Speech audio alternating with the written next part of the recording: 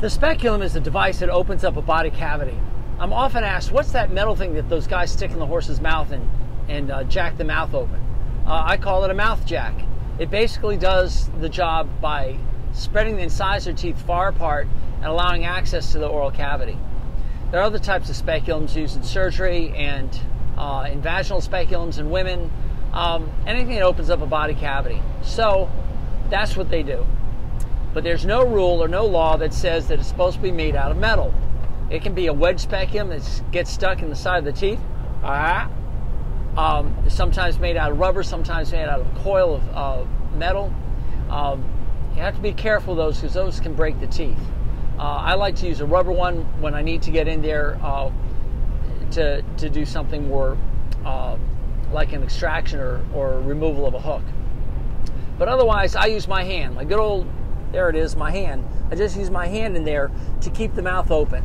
And it's a valid device. I've always got it with me, never leave it at a barn when I go away. And it does the job. What's really good about it is it gives, it is accepted well by the horse once the hand gets in there. And also it has these really good tactile senses here that can sense sharp points. And I find that if I can feel it, doesn't necessarily mean I can see it.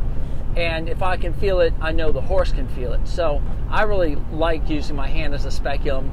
It does a great job. I can reach all the way to the very back tooth and feel both top and bottom, inside and out with it. Yes, there's danger. There's no doubt. I use Kevlar on my wrist to prevent cuts from the incisors and the canines.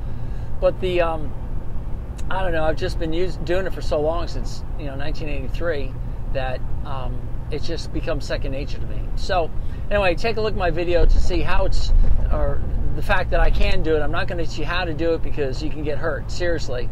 So you need to be well advised before you stick a hand in a horse's mouth, because they can take your finger off.